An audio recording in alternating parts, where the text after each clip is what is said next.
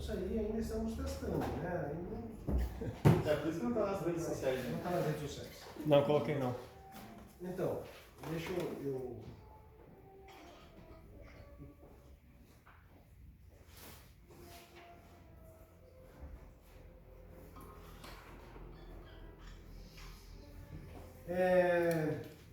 Lá no começo dessa nossa série, quando eu conversei com o meu irmão da primeira vez, a gente tinha uma ideia de fazer um resumo mais de Daniel e partir logo em seguida para o Apocalipse, né?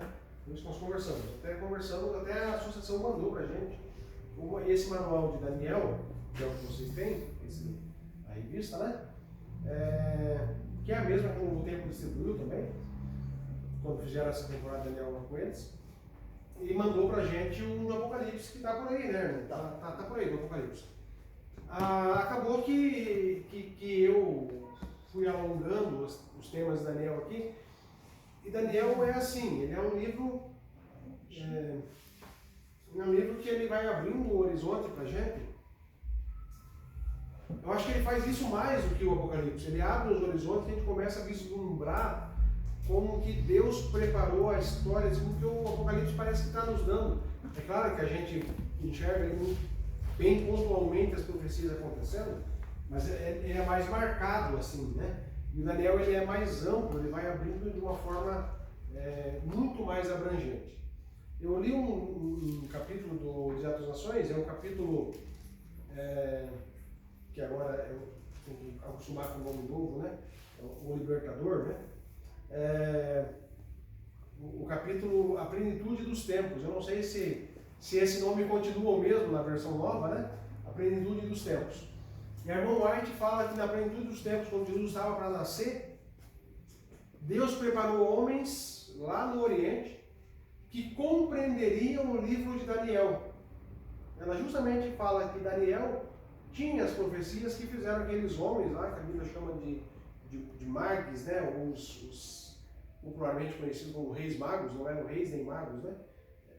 Os magi quer dizer sábios, né? Estudiosos. Então, os estudiosos lá do Oriente, que não eram judeus, que não tinham a compreensão dos judeus, mas eles estudaram o livro de Daniel e compreenderam que aquele era o momento apropriado que o Messias deveria vir. Qual Messias?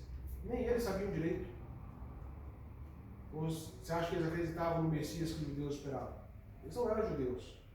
Eles não foram convertidos ao judaísmo. Eles tinham uma visão de um Messias que viria. Porque essa mensagem foi pregada a todo mundo lá desde Adão e Eva, né? Então todas as religiões do mundo têm esse olhar assim para alguém que virá, o libertador virá de algum lugar, né? E eles encontraram no livro de Daniel respostas para eles. Talvez eles tivessem procurado em várias outras fontes, né? E encontraram respostas. Eu acredito piamente que esses magos eram persas, eu acredito, né? Não vou nem citar minhas fontes, porque eu nem sei direito, mas não saberia citar, não tenho esse levantamento. Mas tenho, né, já estudei sobre isso, né, já tentei descobrir sobre isso, e o que eu acho bem confiável, né, que esses magos eram persas e adeptos do zoroastrismo, que a gente já conversou sobre essa religião algumas vezes, né? Essa religião futuramente ela vai se convertendo, ali nessa época existia como mitraísmo, né, dos romanos, e depois vai se converter no catolicismo moderno. Então chega até aos nossos dias através do catolicismo. O catolicismo não é herdeiro da religião cristã. O catolicismo é herdeiro do zoroastrismo. Mas então aqueles estudiosos zoroastristas, né, assim falou Zaratustra, né, o profeta deles, liga lá, Nico, você que estava com... Liga lá que você está querendo ligar lá. Você que estava com calor aí? Não, é que eu tô calorão mesmo, né? É normal da idade. Como é que a janela não abre? Você agradece, que o sol tá Eu estou vendo que está esquentando aqui. Tá. As janelas não abrem direito, está tudo meio assim. Deu certo? Opa, Olha aí, pronto. só alegria. Então, esse zoroastrismo, né, essas pessoas lá, tinha um grupo deles, talvez sacerdotes, talvez estudiosos, teólogos, né, no seu mundo lá, que estudaram, inclusive, o livro de Daniel. E veja que Deus preparou uma profecia, numa linguagem, que o judeu entendia, mas o não judeu conseguiu alcançar a mesma interpretação. E nós hoje conseguimos ler e conseguimos compreender ainda a mesma história. Então veja como o livro de Daniel ele é bem abrangente. Deus organizou, né, usou o profeta Daniel para que escrevesse um livro que ele pudesse usar para alcançar pessoas em diferentes posições, até com diferentes crenças, até com diferentes pensamentos. Pessoas que nem eram cristãs. Um dos principais intérpretes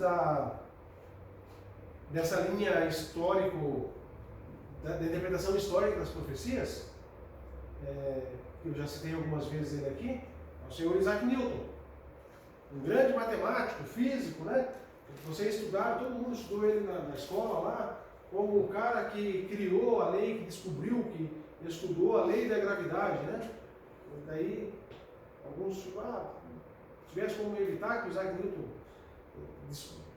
fizesse a teoria toda, que você dá um monte de conta para a gente fazer na escola, né? Mas ele é muito conhecido por isso. E quando você estuda a biografia dele no mundo, na escola, no meio acadêmico, dizem assim, costumam dizer assim: Isaac Newton foi um grande cientista, um grande matemático, um grande físico, mas depois de uma certa idade ficou um louco e a palavra que é usada é obsessivo por questões religiosas. Sabe o que era a obsessão dele por questões religiosas? O livro de Daniel. Essa era a obsessão de Isaac Newton. Isaac Newton ele foi precursor do pensamento adventista. Quase todas as datas que nós conseguimos arrancar aqui do livro de Daniel, ele conseguiu chegar antes lá. Ele era matemático, né? O pregador de hoje ali fez umas contas aqui, né? Demonstrou que ele é bom de cálculo também. Eu acho que ele já tinha calculado em casa, não subiu. Mas enfim, demonstra que gosta, né? Demonstra que gosta.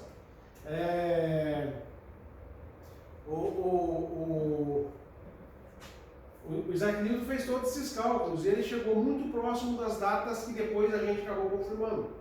Só que ele chegou muito próximo de datas que não tinham acontecido ainda. Isso a gente vai falar melhor quando for estudar o livro do Apocalipse. A gente vai acabar essa série agora com Daniel, a gente acabou não indo para o Apocalipse, né? A gente vai recomeçar depois com o Apocalipse. E daí nessa Apocalipse a gente vai fazer esse negócio funcionar já mais treinadinho, então, né? Mais todo mundo aqui. A gente faz a reunião para ver como é que vai fazer. A gente vai fazer o outro sobre o Apocalipse. A gente vai falar mais sobre essas datas. Mas é interessante que Isaac Newton conseguiu prever o dia da queda do Império Otomano. Que ele somou as datas, tá na Bíblia, né? Ele disse, os muçulmanos lá tomaram o poder em tal data, então vai ter que durar até tal data. E a data, dia, ele marcou. E aconteceu no dia. Né? E aconteceu no dia. Então, demonstrando que Deus deu esse cálculo, Deus deixou esse cálculo, Deus fez com que o profeta escrevesse esse cálculo, que a gente vai estudar depois, porque Deus conhecia, assim como ele chamou Ciro 150 anos antes de Ciro nascer, né? Deus sabia que um cara lá, 2.000 anos depois, mais, né? Quanto? Quase 3.000 anos depois, então 2.300 anos depois, teria capacidade de ler, interpretar e fazer a conta e calcular. Para quê? Por que eu quereria saber? Por que isso importa para mim? Por que eu, que vivo agora, quase 200 anos depois da queda do Império Otomano, é isso? Quando foi o Império Otomano? Não lembro do dia. Tá, eu não lembro mais. Eu acho que é por aí. Por que para mim isso me interessa? Na verdade não me interessa. Mas sabe por que está ali? Porque Deus queria mostrar que a profecia é 100% exata. Se alguém pôde calcular e saber um dia, então a profecia é 100% exata. Então o resto que está lá também é verdadeiro. Estão entendendo? Por que a queda do Império Otomano é importante para nós? Por que foi importante para Guilherme Miller? Por que foi importante para Iron Edson? Por que foi importante para o Uriah Smith? Para nada. para confirmar, para dar a confirmação, olha, se deu certinho, o resto também vai dar certo. Não tem como alguém ter dito isso 3.000 anos atrás e ter acertado. E aquela história que, né, durante a Idade Média passaram a dizer que Daniel foi escrito depois que aconteceu, né? Tipo, as coisas aconteceram primeiro, daí um outro autor foi lá e pegou um nome emprestado lá aquela teoria que a gente conversou sobre ela lá no começo, pegou um nome emprestado de um sábio fenício, né, que nem seria, esse sábio nem seria judeu. Essa é uma teoria que foi espalhada na Idade Média, né? Que Daniel não existiu. Daniel foi escrito por várias pessoas e eles emprestaram o nome de um sábio lá do tempo de Abraão, que era fenício, que não era nem hebreu. Essa teoria cai por terra, porque agora eu tenho uma profecia que aconteceu quase 2.000 anos depois, exatamente como havia sido predito. Veja bem, Daniel 10. No livro de Daniel, ele organizou as visões dele, essa parte profética, meio que por tema. Né? Lá na parte histórica, ele estava um pouco mais preocupado com cronologia. Como isso aconteceu primeiro do que isso. Mas quando chegou na parte aqui das profecias, ele organizou o livro um pouco por tema. Isso faz com que também exista diferença. Tem livros de traduções antigas, não latinas, né? Então, se você pegar o livro de Daniel, uma versão copta, que é aquela versão lá dos etíopes lá, vai ter capítulos que são trocados de ordem. Se você pegar a tradução alexandrina, que também não é do rito não é latina, né? Foi traduzido do hebraico direto para deles lá, não passou pela Septuaginta, vai ter uma parte a mais, vai ter capítulos a mais. E por que nós não usamos esses capítulos a mais? Porque nós acreditamos que eles foram acrescentados, esse sim, por alguém que viveu depois. Né? Porque daí é um encontro, Bel contra o dragão lá, tem um negócio meio fantasioso lá. Né? Então essa é uma parte que foi acrescentada. Então o livro de Daniel sempre foi meio misterioso assim. Teve versões diferentes, então tem lugares que a ordem deles está diferente, né, que os capítulos estão trocados, mas ele está presente em quase todo o livro sagrado de qualquer religião que tenha surgido dos judeus ou do cristianismo, né? Então ele está lá. Às vezes é lido e não compreendido, às vezes é lido superficialmente, às vezes é lido tipo até a história tudo bem, o resto aqui não sei mais nada, nem quero saber. Lê a notinha de rodapé ali e diz que foi Antíoco Epifânio que cumpriu a profecia, e está tudo certo, então deve ter sido mesmo, né? Porque quem escreveu isso aqui também estudou. Tem gente que pensa assim, né? Quem escreveu isso aqui deve ter estudado, então deve ser mesmo, né? E concorda com quem escreveu ali. E o livro de Daniel nos abriu toda essa possibilidade de vermos Deus atuando na história, conduzindo a história, e Deus criando a história. Deus criando causa para que a história acontecesse. Entenderam o que eu quis dizer? Alguém precisava interpretar a profecia, nem que fosse errada, mas alguém tinha que fazer a conta certa para que o grupo de estudiosos da verdade aparecesse. Quem é esse grupo de estudiosos da verdade? Somos nós, os adventistas. Alguém tinha que fazer a conta certa, nem que não entendesse direito a coisa, mas um grupo iria se interessar por isso. E esse grupo que se interessasse por isso estava sendo chamado a cumprir a missão nos últimos dias. Assim como Deus conseguiu levantar aqueles magos do Oriente através da mesma profecia, para que fossem encontrar Jesus na primeira vinda. A mesma profecia é usada para levantar pessoas, para preparar as pessoas para a segunda vinda. Então essa é a riqueza do livro de Daniel. Um cativo, talvez eunuco da corte do rei da Babilônia, que viveu lá durou mais do que o reinado da Babilônia. Pensa, ele foi cativo na Babilônia, veio o Império Persa, matou todos os babilônios, mas Daniel ficou. E agora Daniel é vassalo do rei persa. Ele passou do reino. Ele ultrapassou a marca do reino. Mas mais do que isso, o que eu conheço de gente que é importante, até o partido dele perder, né? Daí o cara some, porque daí, tipo, agora é oposição, agora ele só pode falar contra, ele não pode mais apoiar ninguém, né? Porque ele agora é oposição. Então, Daniel continuou na ativa, ele não foi para casa chorar que o rei da Babilônia tinha perdido, né? O rei da Babilônia perdeu a eleição, não. Ele continuou lá, do lado do rei que Deus colocou lá, depois dele. Dario, depois Ciro, né? Dario, depois Ciro. Ou Ciro, depois Dario, então. Colocando na ordem certa. E uma coisa muito interessante do Daniel ali, porque às vezes a gente está numa situação assim de submetido a alguma ordem ali contra a nossa vontade, mas a gente não quer fazer o que tem bem feito. E ele fez bem feito mesmo sendo cativo, ele serviu, ele deu o melhor dele, ele mostrou ali, né, ele viveu o caráter de Deus, ele honrou o nome de Deus. Independente do que estava acontecendo em volta, ele era um servo de Deus. Gente, se a minha teoria está certa, de Daniel ter sido... Com certeza ele era muito jovem. Mas se a minha teoria está certa dele ter sido levado para ser eunuco na corte do rei, até porque em nenhum momento aparece a citação de família com Daniel, ele não podia ser mais do que esse menino aqui.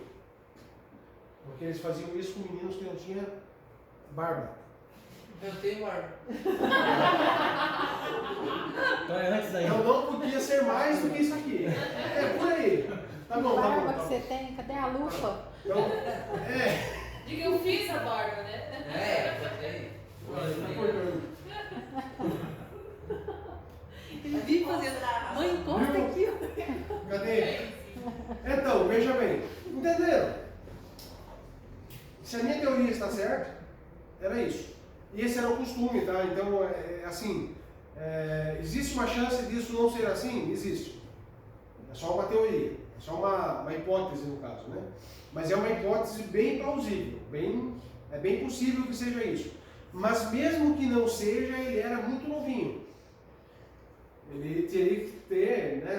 Se não for isso, então, não tem nada a ver, ele não foi mutilado para ser eunuco, ele foi só servo do rei, está tudo certo, e ele era mais velho, então já tinha barba, então essa história é lenda.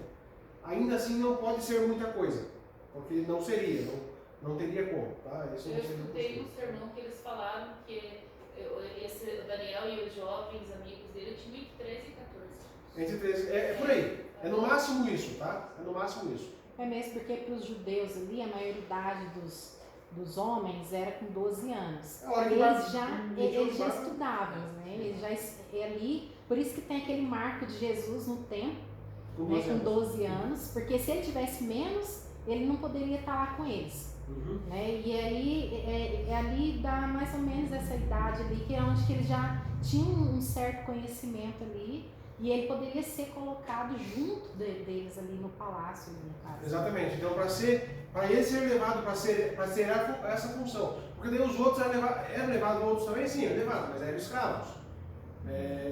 Tudo bem, Daniel nunca foi livre, né? Nunca teve autonomia, mas sempre foi cativo, né?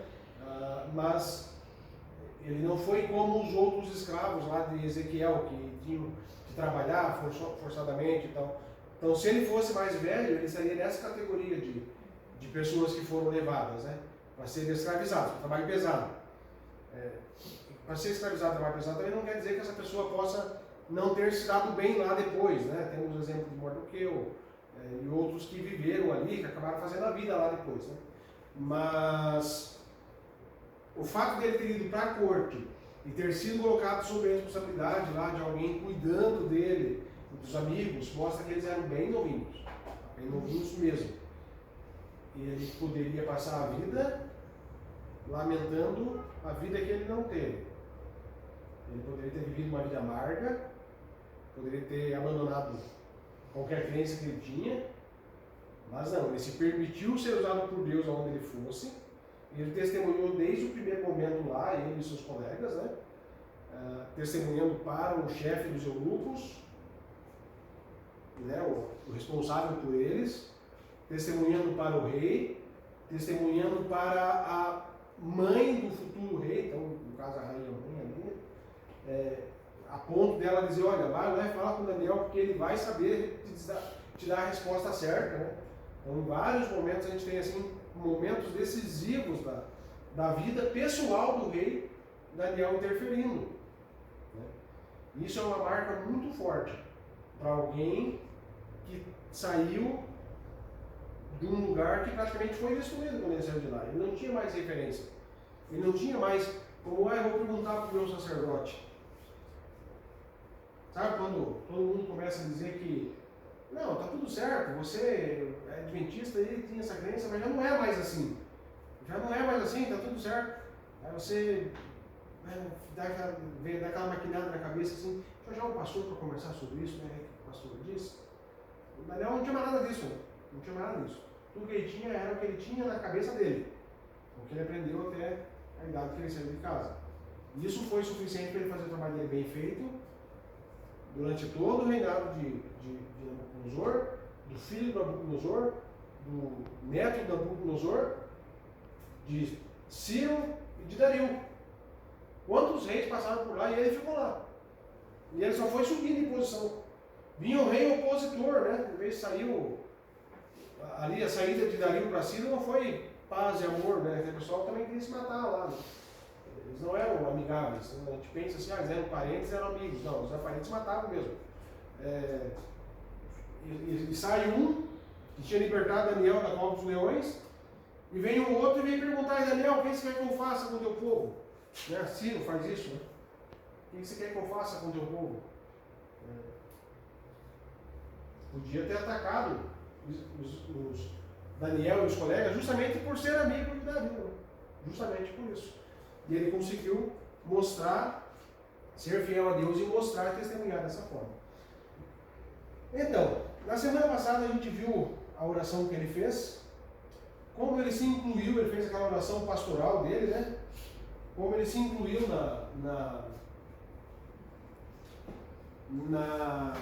na oração de confissão, como ele demonstra tristeza pelo seu pecado, pelo pecado do povo.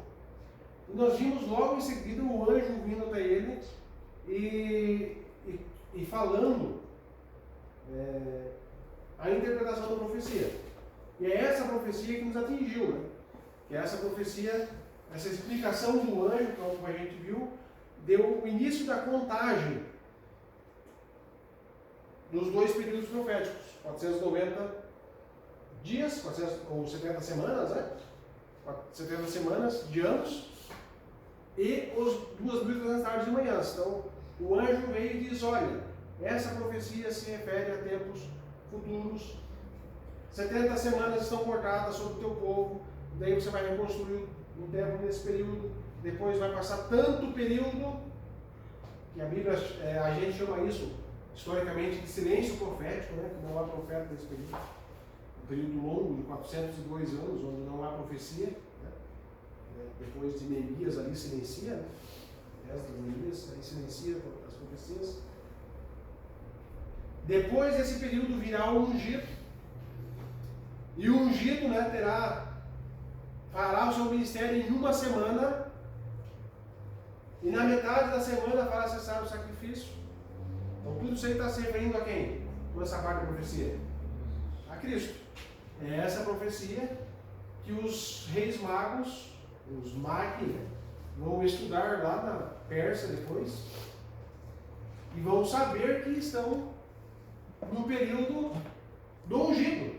Porque esse nome, o ungido, fez eles entenderem que esse era o Messias prometido, independente da religião que eles estavam seguindo.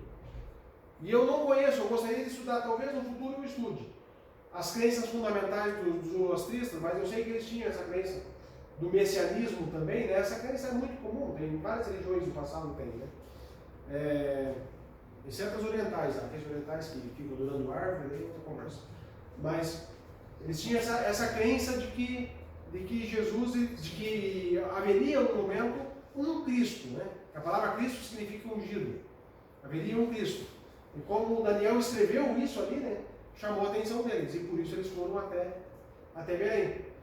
Acreditamos também que eles tenham tido acesso a outras profecias de outros profetas não bíblicos. O próprio Balaão havia profetizado, né, na vinda de Jesus. E Balaão não é um profeta bíblico. Na verdade, Balaão queria acabar com Israel. Né? Balaão era um profeta de Deus, que não era judeu e tinha raiva dos judeus. Você sabia que Deus pode levantar um profeta de uma igreja qualquer para falar coisas para você? E esse cara pode odiar os adventistas? E nem por isso está perdendo? Deus chamou Balaão. Tudo bem que Balaão foi meio teimoso ali, né? Deus precisou fazer uma jumenta para falar com ele. Mas Deus usa, e se precisar faz a jumenta falar. Faz a jumenta falar. E o próprio Balaão deixou, né, a profecia de que Jesus nasceria daquele povo daquela forma. E acreditamos que essas profecias podem ter se disseminado de alguma forma. Nós não temos acesso a elas, não sabemos quais são, né? Mas é possível que sim. E assim como Balaão, tem outros exemplos na Bíblia, né? Você consegue lembrar de algum outro profeta de Deus? Um dia eu fiz uma seleção de coisas ali, de pessoas pagãs que falaram coisas que estão na Bíblia. Mas agora, você consegue lembrar de pelo menos mais um que não era judeu e que também foi usado por Deus, ou a Bíblia chama de profeta ou sacerdote? Tem pelo menos dois, assim, que o nome já estrala aqui, né? Mas você lembra de pelo menos mais um, não? Não. Quem? Não lembram? Não vou arriscar. Não lembram? Moisés fugiu da onde? Para onde? Ele foi cair na casa de um profeta de Deus, lá no meio do deserto. O sogro de Moisés era Jetro, e é profeta, e é sacerdote, e não era judeu. E era inimigo dos judeus. E quando Moisés vai voltar depois pelo deserto, os midianitas, da onde o sogro dele era, de onde o sogro dele morava, vai atacar os israelitas. Mas o sogro de Moisés foi usado por Deus e era profeta de Deus lá no meio dos midianitas. Aí temos outros aí, né? Tem o rei de Salém, que a gente não sabe quem é, né? Quem era o rei de Salém? Melquisedeque. Depois nós vamos encontrar Davi lutando contra o povo de Jerusalém, que é Salém, né? Isso 490 anos depois, né? Então a gente não sabe ali, naquela época, quem era o rei de Salém, para quem Abraão deu o dízimo. Mas não era judeu. Aliás, nem judeu existia, né? Não era judeu. E assim, a Bíblia demonstra que Abraão tinha a verdade, foi conduzido por Deus e levado por Deus para Canaã e tal, depois. Mas ele chega em Canaã e encontra um profeta. Ele chega em Canaã e lá tinha um profeta, né? Que não era judeu. Sabe, às vezes a gente é tão assim, então a gente é a igreja da promessa, a gente é a igreja da profecia, a profecia chega até 1854, 1854 Deus levanta um povo que vai estudar as profecias, e nós somos esse povo. Sim, estamos cobertos de razão. Eu acredito nisso. Eu acho que se você está aqui e faz parte da igreja adventista, também acredita nisso. Né? Também acredita nisso. E daí a gente começa a pensar que lá fora não tem ninguém. E às vezes tem gente que está mais preparada que nós, não. Abraão deu o dízimo para um sacerdote. E nós não fazemos ideia da linhagem dele. Não temos ideia de onde ele veio. Jetro foi se refugiar com os midianitas e lá ele encontrou o profeta de Deus. Balaão era lá no meio dos pagãos lá, e era profeta de Deus. Os magos eram lá no meio dos zoroastrismos, mas receberam a mensagem de Deus. Reconheceram a mensagem de Deus.